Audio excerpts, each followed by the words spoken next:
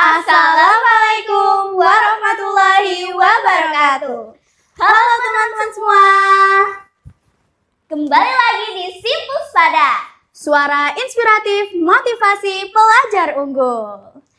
Nah, teman-teman, kita hari ini kedatangan tamu spesial nih. Kamu tahu nggak tamunya siapa? Aduh, aku nggak tahu nih. Mana ya tamunya? Iya, kayak nggak kelihatan ya. Tapi sebelum itu, izinkan kami memperkenalkan diri dulu ya. Tak kenal maka tak sayang. Jadi daripada tidak sayang, mending kita kenalan aja. Halo semuanya, perkenalkan saya Atifah Zaira Ramadhani dan teman saya. Halo semuanya, kenalin aku Alisa Carita.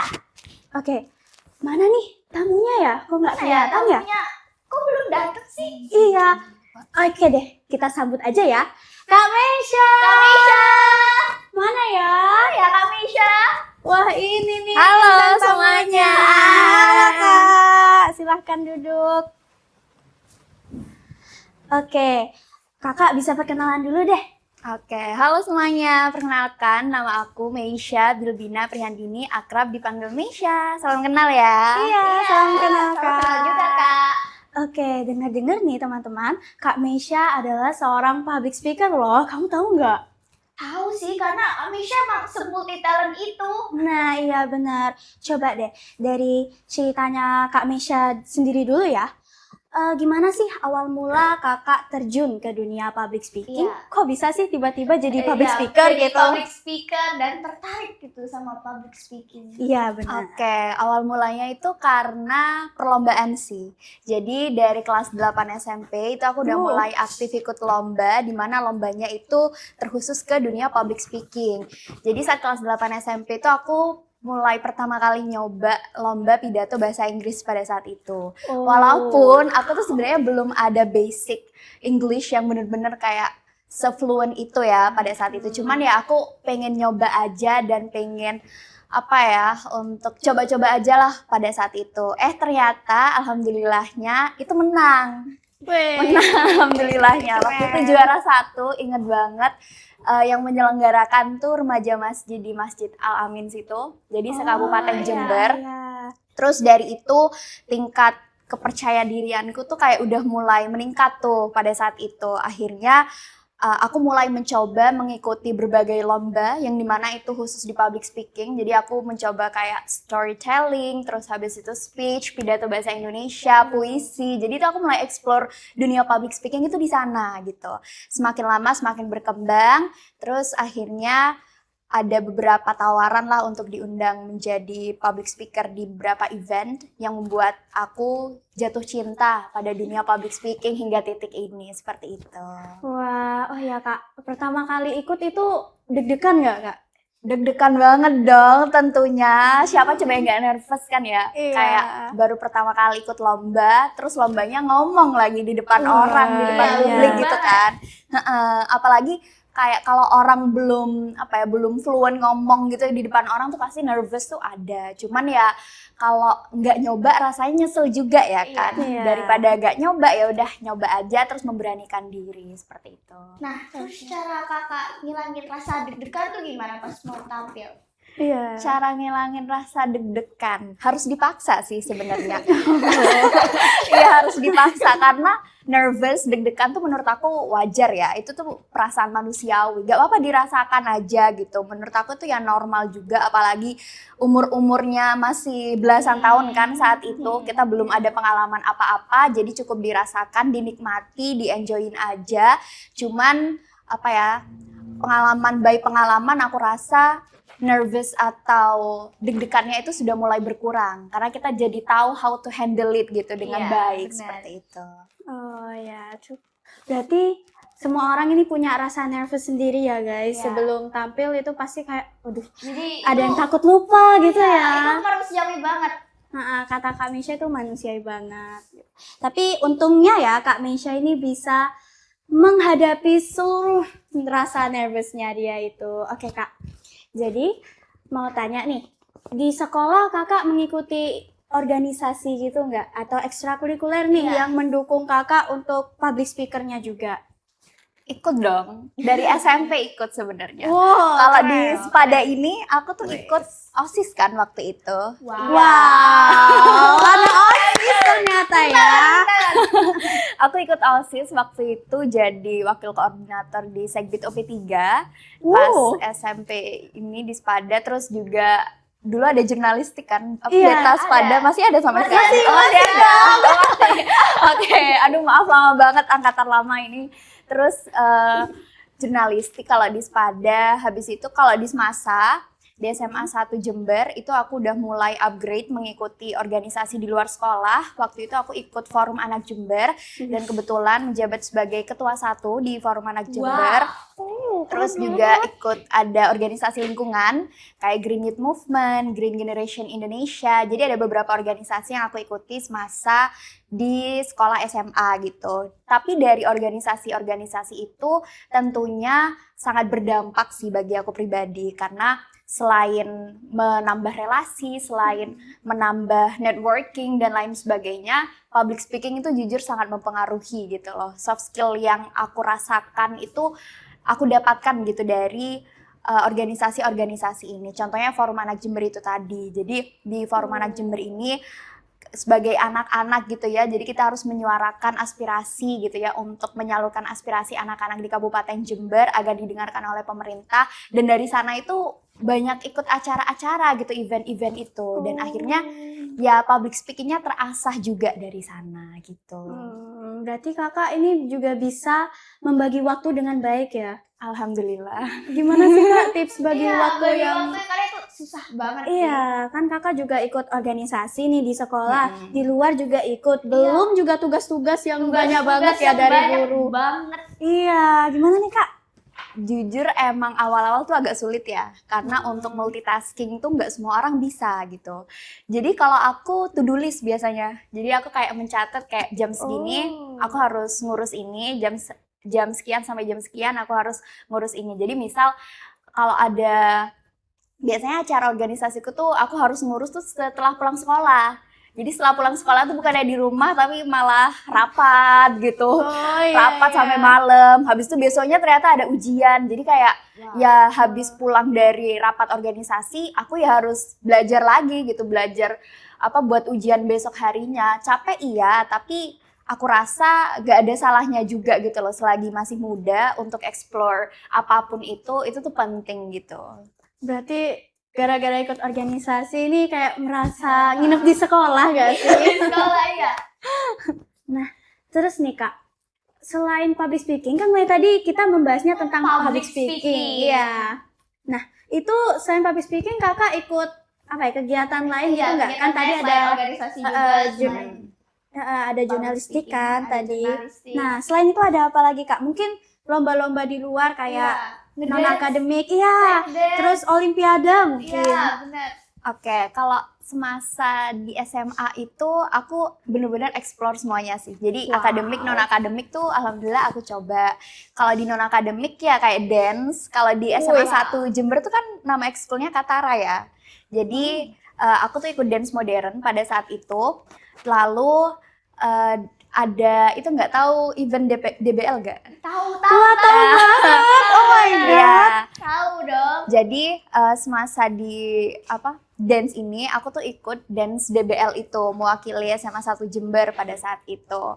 Terus habis itu kalau di bidang akademik aku tuh ikut kayak ya melanjutkan ya dari semasa SMP. Kan semasa SMP aku tuh awal mulainya dari pidato bahasa Inggris kan. Jadi speech itu tuh aku lanjutkan di tingkat SMA. Jadi aku lanjutin ikut pidato bahasa Inggris, lalu aku ikut pidato bahasa Indonesia juga, terus storytelling. Jadi kebanyakan di bidang bahasa Inggris sih sebenarnya.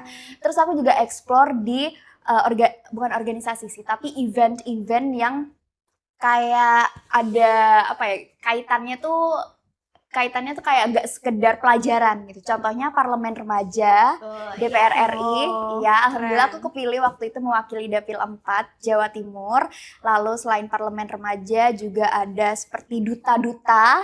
Iya. Ya, jadi duta anti korupsi, lalu duta lainnya lah gitu. Aku coba semuanya gitu. Mungkin dari Alisha ada pertanyaan? Kak, kan tadi kakak bilang nih, kakak ngelis jadwal buat ngatur waktu kan. Kalau misalnya di satu waktu kita udah capek banget dan ingin istirahat, terus kita malah betah, gimana nih cara balik buat belajar lagi, buat berprestasi lagi setelah dari zona nyaman tuh gimana ya Kak? Nah ya. Kalau aku karena itu adalah pilihan yang aku pilih, jadi aku harus bertanggung jawab sih. Jadi jangan sampai kayak udah aku memilih untuk melakukan kegiatan ini, melakukan kegiatan itu, ternyata aku tinggalkan gitu. Jadi itu menurut aku suatu ketidakprofesionalan. Jadi apapun yang aku pilih ya aku harus lakukan secara tanggung jawab. Jadi walaupun aku lelah, aku usahakan untuk terus untuk terus ngelakuin gitu ya, walaupun capek gitu. Cuman gak ada salahnya untuk mengistirahatkan diri gitu ya, beberapa menit lah, beberapa jam gitu ya untuk mengistirahatkan diri, karena itu penting juga untuk kesehatan mental, untuk kesehatan fisik kita gitu. Jadi gak ada salahnya untuk mengistirahatkan diri, atau mungkin nanti setelah istirahat kita balik lagi nih gitu, balik lagi untuk belajar lagi, karena ya kewajiban kita sebagai pelajar ya untuk belajar kan. Iya, benar. Jadi mau segiat apapun kita belajar, jangan lupa untuk istirahat. Karena itu Betul. penting. Oke, selanjutnya apa sih kebiasaannya kakak waktu ikut lomba public speaking nih? Biasanya kan sebelum lomba misalnya kakak berdoa dulu atau mungkin minum air putih. Pokoknya kebiasaan yang menurut kakak aneh atau menurut orang lain aneh, tapi itu bisa menenangkan kakak gitu. Apa tuh?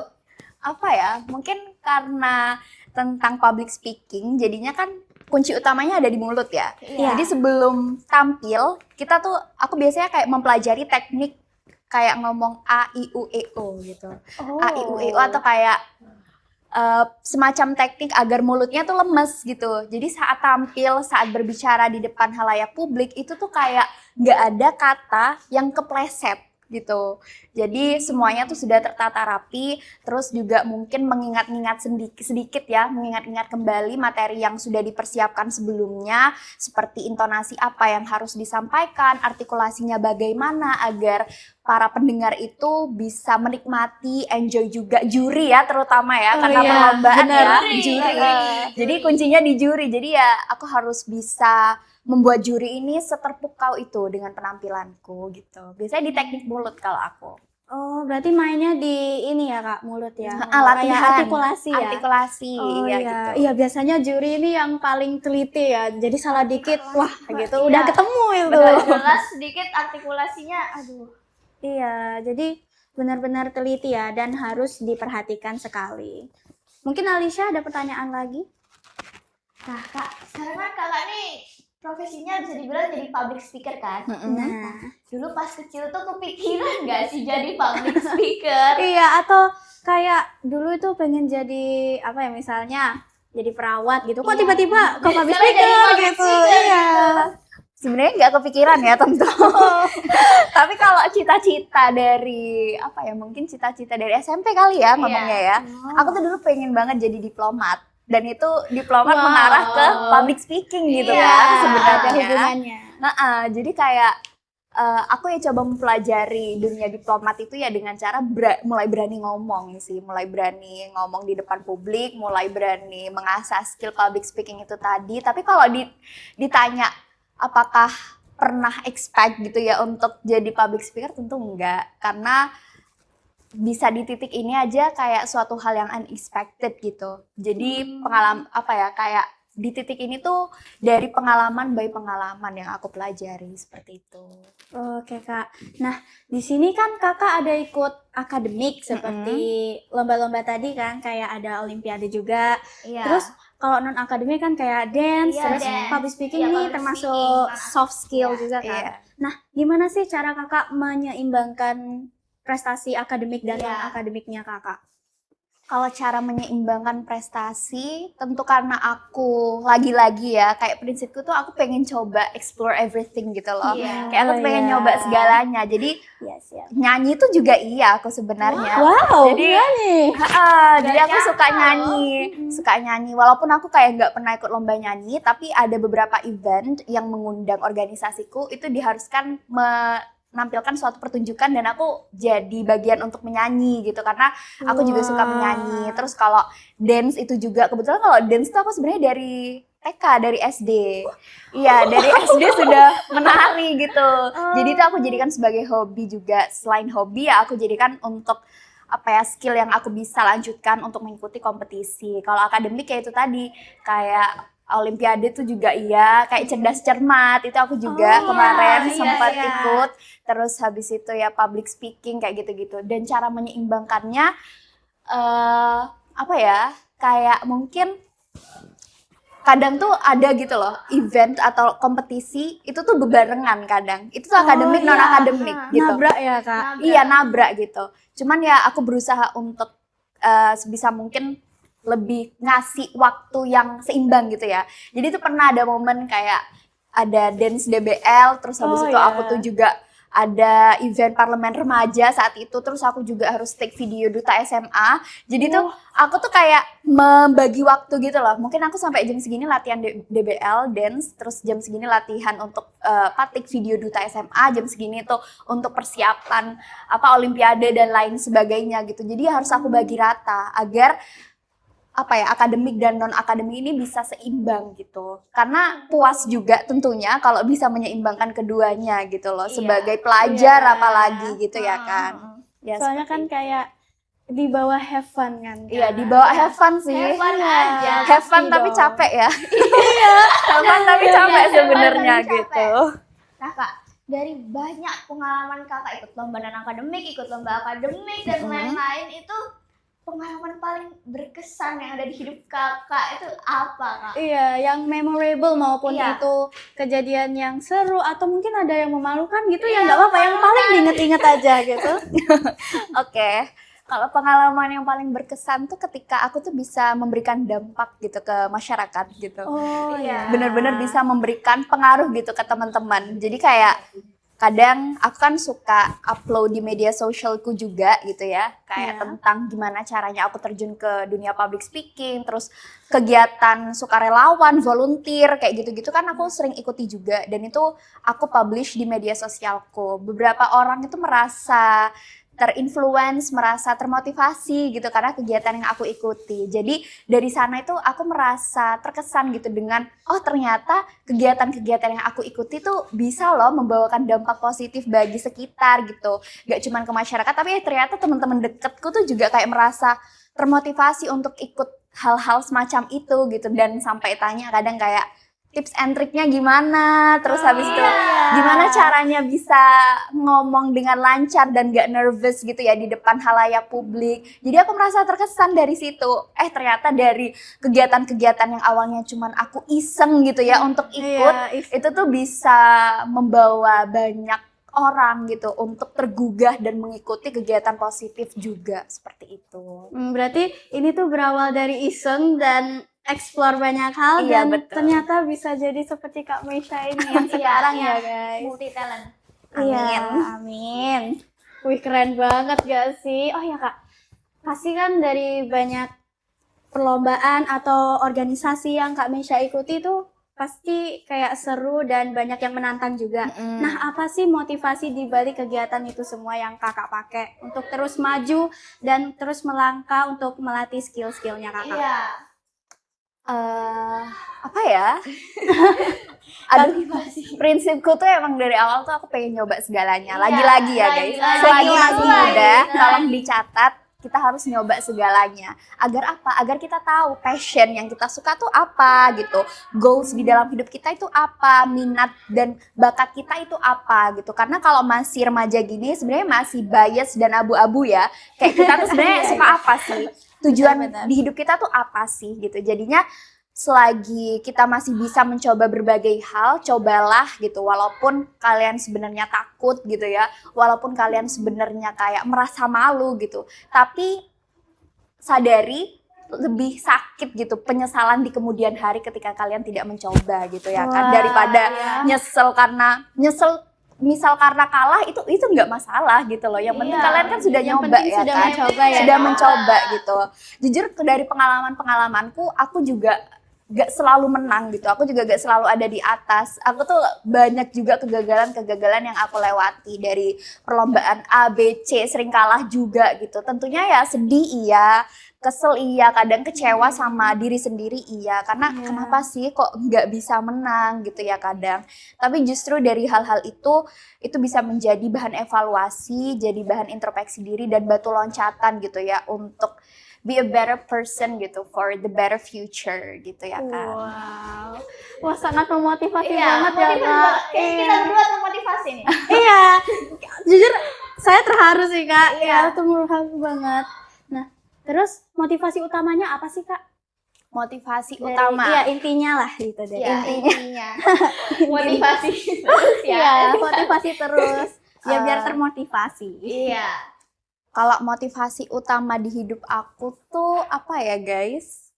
Mungkin ini sih, bukan motivasi utama ya, tapi lebih ke harapanku untuk bisa memberikan dampak yang lebih luas iya. kepada masyarakat aja gitu.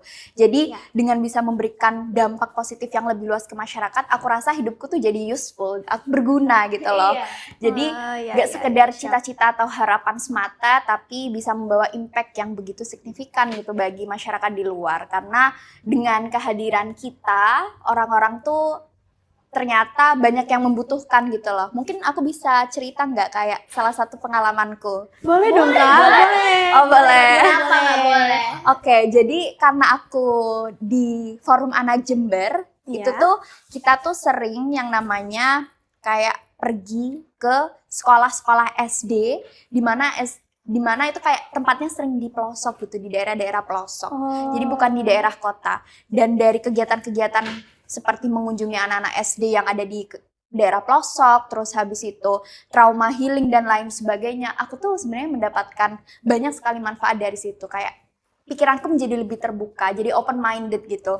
Salah satu hal waktu itu tuh, ini tuh karena di sekolah ini, di SD ini, Iya. itu tuh waktu itu mengalami kayak suatu bencana gitu lah guys. Jadi kayak ada angin besar gitu loh di SD-nya. Itu SD-nya jauh banget dari perkotaan, bener-bener di pedalaman gitu. Terus Wow. bangunan sekolahnya tuh rusak pada saat itu. Jadi organisasiku datang ke sana untuk seperti apa ya, hadir gitu ya, hadir untuk menyemangati dan memberikan bantuan seperti itu. Dan seru sekali bertemu adik-adik SD ya di sana, teman-teman SD di sana. Kayak mereka sangat senang, mereka sangat riang gitu ya, bertemu kakak-kakak gitu yang membawakan membawakan hadiah gitu. Kakak cantik. Tapi di sana itu ternyata ada beberapa kesedihan yang dirasakan ya, seperti bangunannya itu rusak, jadi mereka tidak bisa belajar gitu ya. Terus kami di sana mengadakan trauma healing, jadi kami membentuk seperti kegiatan kelompok belajar, terus kami di sana membagi jadi kelompok gitu ya. Terus anak-anak ini harus bercerita gitu kepada kami gitu ya, kepada kakak-kakak Forum Anak Jember untuk menceritakan ada nggak ya kira-kira pengalaman di hidupnya yang bikin adik-adik ini sedih, bikin adik-adik ini marah, tapi nggak pernah diungkapkan gitu. Misalnya nggak pernah atau nggak pernah didengar oleh orang tuanya. Jadi adik-adik ini mulai cerita satu persatu. Ada kak, saya kemarin sedih banget gitu karena saya mau beli mainan-mainan gitu ya, mau beli mobil-mobilan. Ternyata ibu saya bilang, tunggu kalau ada uang ya gitu. Jadi kayak nggak bisa membeli itu gitu. Terus habis itu ada yang cerita juga, misal habis dimarahin oleh orang tuanya. Kadang tuh juga ada yang cerita nggak dibolehin sekolah gitu. Jadi disuruh bekerja gitu. Jadi banyak sekali gitu cerita-cerita yang sangat berbanding terbalik gitu ya dengan cerita hidup kita gitu ya sebenarnya. Sedangkan kita enak nih dapat privilege untuk belajar, untuk apa ya, bisa mengejar cita-cita impian kita. Ternyata adik-adik di luar sana tuh banyak sekali yang kayak gak ada privilege itu gitu loh. Jadi aku tuh di sana tuh sangat wow, bersyukur ya kita seharusnya gitu ya bisa mendapatkan privilege untuk belajar, untuk sekolah gitu, dapat seragam, sedangkan adik-adik di sana tuh enggak. Jadi hal-hal kayak gitu tuh membuat aku tuh seperti apa ya, merasa lebih berempati gitu, merasa lebih bersimpati untuk harusnya sebagai generasi muda kita bisa loh untuk membantu anak-anak muda lainnya. Jadi dari sanalah motivasi utamaku untuk bisa, semoga ya bisa memberikan dampak positif yang lebih gitu kepada masyarakat. Amin. Amin. Kita doain ya teman-teman. Semoga impian kakak menjadi terwujud. Amin. Oke? Kita doain bersama-sama. Oke, dari Alisha mungkin ada lagi? Nah, Kak, kan sekarang kalau nggak salah Kakak nih kuliah di UGM kan ya? Betul, Fakultas alhamdulillah. Hukum. Iya nggak Betul. sih, Kak? Iya, iya, betul, Oke. betul. Betul kan? Betul. Persiapan pas Kakak belajar, metode belajar, terus persiapan Iya. juga masuk ke universitas impian nih. Kayak Iya. gimana, Kak? Iya, kasih tahu dong Queen Iya. biar people know. Iya. Kalau persiapan tuh sebenarnya lebih ke gak ada ekspektasi bahwasannya di titik ini bisa keterima di UGM, Iya. apalagi prodi hukum gitu ya, dimana Iya. itu ketat banget kan prodi hukum, terus di Universitas Gajah Mada gitu, top 3 PTN. Bersyukur tentu iya, Wow. bahagia tentu iya, tapi kalau ditanya tentang persiapan, mungkin aku tuh kadang lebih ke let it flow aja ya. Kalau ditanya persiapanku dari kelas 10, aku juga nggak pernah ada impian aku pengen masuk UGM gitu, nggak ada dulu. Jadi itu kayak lebih ke ya udah yang penting apa ya, nilai jangan sampai remedial gitu, karena aku juga sedih kan, aku tipe orang yang ambisius juga gitu ya kalau dalam pelajaran, jadi jangan sampai remedial. Jadi kalau bisa ya setiap ujian, setiap tugas-tugas itu kalau bisa memberikan yang terbaik gitu. Jadi ya dari nilai-nilai itu kita kan tahu nih, kadang di akhir semester kita tahu ranking kita tuh sampai mana Iya. gitu ya kan. Itu tuh jadi tolak Iya. ukurku gitu, tolak ukur untuk keberhasilan dan untuk mengevaluasi selanjutnya gitu ya kan. Kelas 10 oh sekian, kelas 11 masuk ke jurusan IPS karena dari tes psikologi aku cocok di jurusan IPS gitu. Oke, di jurusan IPS lebih difokuskan lagi dan explore organisasi itu juga. Jadi aku merasa sangat cocok dan suitable gitu ya dengan jurusan IPS ini. Terus di jurusan IPS ternyata alhamdulillah nilainya meningkat terus ya kan, meningkat gitu. Alhamdulillah. Ranking juga alhamdulillah selalu top 3. Terus meningkat lagi masuk ke kelas 12. Di kelas 12 ini nih, mulai nih kalau di kelas 12 pasti kalian akan merasakan kayak mau kuliah di mana gitu, mau masuk PTN mana, ambil Kayak- jurusan apa. Itu pertanyaan-pertanyaan untuk agit gitu selalu. Dihantui Iya, sama selalu dia. dihantui gitu untuk kuliah di agit-agit. mana? Overthinking. Terus ya dari sana mulai dipikirkan, oh kayaknya aku cocok deh. Cocoknya di jurusan hukum deh kayaknya. Karena aku pribadi kan juga sering ikut lomba debat ya pas SMA. Wow. Jadi aku tertarik gitu loh untuk ikut di dunia debat, di dunia public speaking kan ada kaitannya gitu kan ya, sangat Iya, relate dengan sekali ya hukum. kan. Dan aku rasa oh ya mungkin aku bisa ambil jurusan hukum sih. Kalau nggak hukum mungkin ya ilmu komunikasi gitu ya, Oh, karena iya. kan masih berkaitan gitu ya kan. Tapi dari awal tuh aku selalu pengen hukum deh kayaknya gitu. Karena beberapa temen aku tuh fun fact kadang kayak ada yang ngomong, kamu tuh cocok hukum banget deh, kamu tuh kelihatannya anak hukum. Iya, gitu. dari wajahnya mah udah kelihatan sih kayak Hukum vibes. Wah, ini ke hukum ada ilmu komunikasi ya Oh, nggak sih? Oke, berarti cocok kan anak hukum Cocok, kan? ya, Oh, cocok banget. Oke. Jadi dari situ kayak udah deh kayaknya hukum deh gitu. Ambil spesifikasi, kan kita ada TKA ya sekarang ya. Iya. Jadi di TKA ambil spesifikasi ke bidang hukum. Kalau di hukum tuh kita fokusnya ke sosiologi dan juga PPKN. Jadi di TKA ambil itu, terus habis itu juga ikut ya lomba-lomba yang berkaitan dengan hukum. Kalau selinier dengan jurusan hukum ya lomba debat itu tadi. Alhamdulillah juara juga sekabupaten waktu itu juara 1, terus mewakili ke Provinsi Jawa Timur pada saat itu.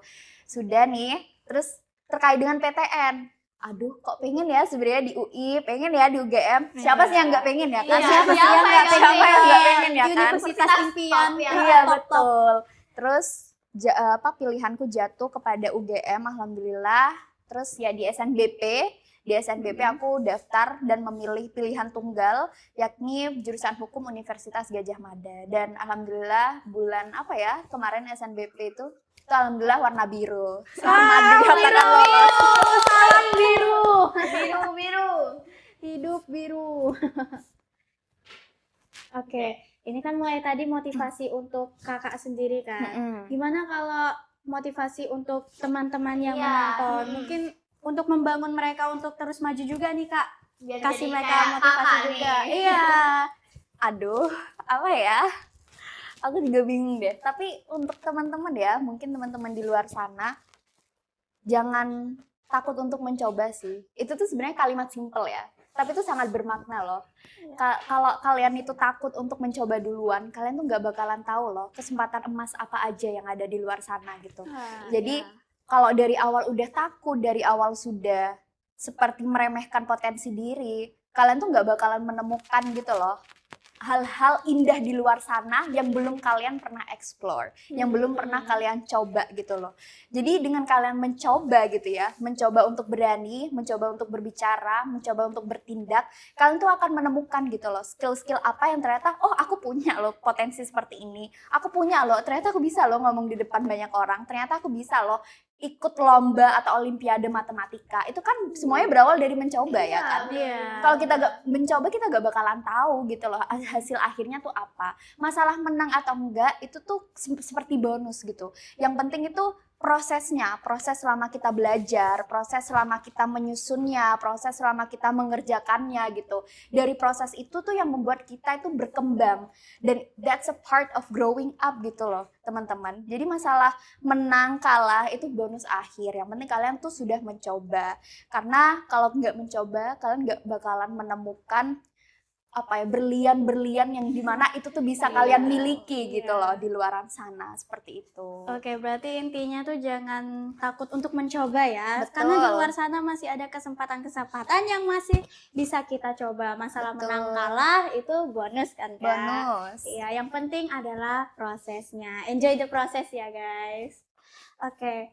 Terima kasih ya, Kak, sudah mau makasih banget iya, ya, Kak. sudah Terima mau kasih kita kembali. interview ini. Iya. Iya. Oh ya, motivasi dari hostnya mungkin ada kali ya. Dari kamu deh, apa nih motivasi buat teman-teman semua? Kalau buat aku justru motivasinya sama kayak Kak Misha, karena dulu aku juga nyoba hal baru karena kayak disuruh mama, Kak coba dong ikut lomba ini. Ya udah aku coba sampai sekarang keterusan. Jadi makanya tetap harus nyoba hal baru lain, jangan pernah ninggalin kesempatan karena kata Kak Misha, siapa tahu kalian dapat berlian itu kan. Iya. Jangan sampai berlian itu diambil orang lain. Oke, kalau motivasi dari saya pokoknya jangan pernah takut untuk mencoba hal baru dan percayalah kepada tujuanmu karena itulah yang terbaik untukmu. Oke, teman-teman, terima kasih sudah menonton. kasih ya. Iya, dadah.